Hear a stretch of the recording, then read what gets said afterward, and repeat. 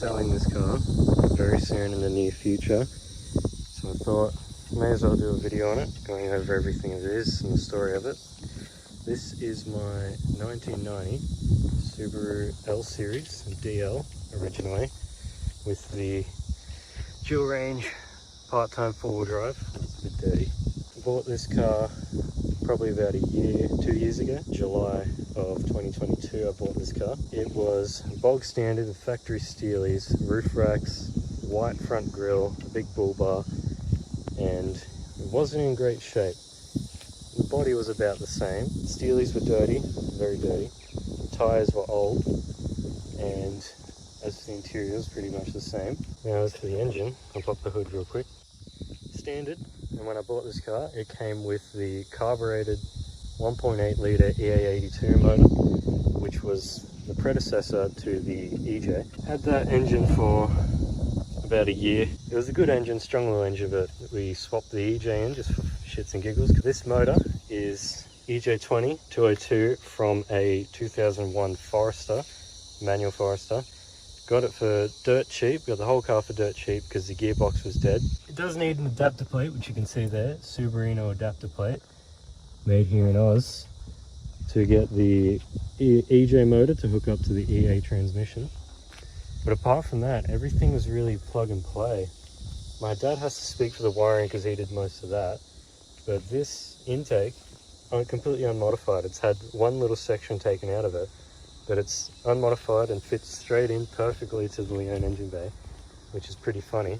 Everything else fits, and for the starter motor, the EJ1 fit perfectly as well, so we put that one in thinking it was the right one. The teeth of that starter motor are a little bit out, and we're clipping on the flywheel as we drove it. We didn't realise that it was the wrong starter motor until like a week later. It was pretty funny. We haven't hooked up any of the aircon stuff, so that's why that belt is missing. Aircon stuff is all out because we haven't put it back in yet. Now another thing about the engine swap on these cars is if you go to any forum and ask how to do it, people usually say you need an N13 pulsar radiator to fit because the EJ's too long, you can't fit the standard EJ radiator. But we cut the hood latch off so it's got no more hood latch and replaced it with hood pins to fit the Forester radiator. I don't know if you can see it up there. And because we didn't entirely finish this car, it's got fans wired up into here. That's where the radiator fans come in. But yeah, that's something to note if you do wish to do this conversion yourself. You will either need to sacrifice your hood latch or buy a pulsar radiator. EJ was pretty simple apart from the wiring. The Forester exhaust, for the most part, fit in pretty well as well. Got this little tip to make it louder, this is cool. These wheels, I got off Facebook Marketplace for 400 bucks, which was an absolute steal because we were looking for wheels and it was looking like we are going to have to get the standard steelies cleaned up or get some spacers, which are illegal. But these popped up right at the moment we're looking for wheels. Absolute perfect timing. And they fit the car perfectly, 4x140, so these wheels are very hard to find. This grille is, ordered it from America for a couple $100 bucks. It might be expensive, but I really like it. It's off an early model, or in America, the whole series range from the RX Turbo. I bought this off Turbo model RX, that from a Forester, and these probably from a Brumby. You see Brumbies going around with these in the same color, or golden ones, not too uncommonly. As for the interior of this thing, it's got the blue standard interior that I think most Australian market Leones came with. I don't know what that is. Oh, that's the aircon belt. Yeah, blue interior, which I think is really just 80s and cool. It's a bit worn down in places. You got sunspots every now and then. And this chair is a little squeaky, but that's just because it's the only one that was really used. It's used well, good little car. That's an aftermarket stereo that I haven't been able to wire in. I just haven't really been bothered. Dual range, on-demand four-wheel drive. You put the clutch in and you can shift it up into the different modes. And one of my favorite parts, if I turn the ignition on while it's in four-wheel drive, you get that little low range light, and if you put it in high range, I don't think you can see it, the battery's pretty dead. Put a photo up of it, but it's got a little four-wheel drive light somewhere on there. This model didn't come with a tachometer, which is kind of funny, but it comes with that little display, so it makes up for it. Another thing about this car is the boot struts died a long time ago, so this boot doesn't hold itself up. That's why that PVC pipe is there, so you can put it here and hold the boot up, which is really funny. The Forester I got to put the engine in had that same issue, the boot struts are also dead. Yeah, that's essentially the story of this car. Yeah, it runs beautifully. I'll put my phone down and get a startup view of it, and then I'll go around while it's running. Everything runs perfect. It's a beautiful little car. The engine, when we pulled the engine, had about 440,000 kilometers on it, which is a ridiculous amount for an EJ that's in perfect nick. And the car itself has about 404,000. I bought it at about 398. I was here to clock it over on the original motor. A lot of Ks on the car, and it's just got a lot more to go. It could do double the Ks it's got on it now and be completely fine. It's an absolutely beautiful car. Time to start it up.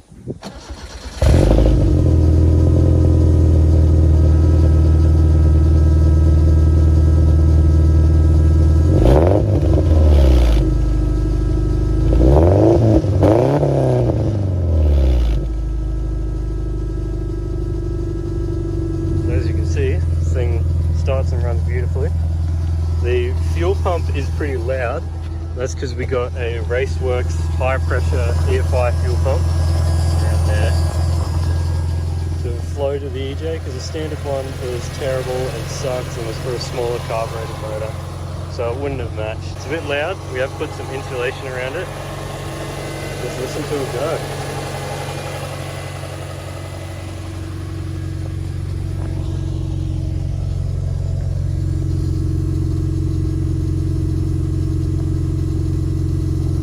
Well, I will now see if I can put my camera up in a spot and take it for a drive so we can get some good driving footage.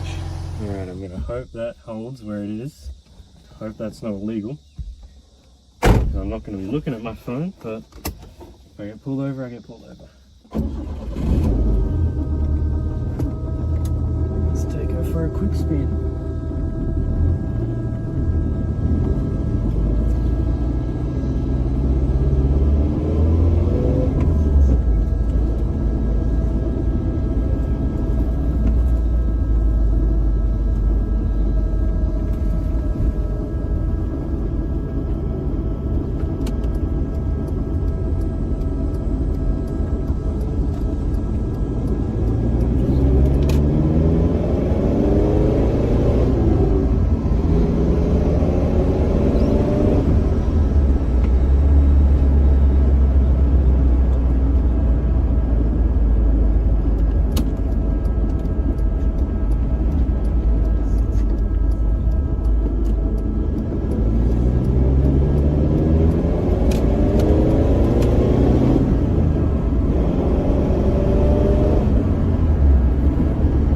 Shortage of power.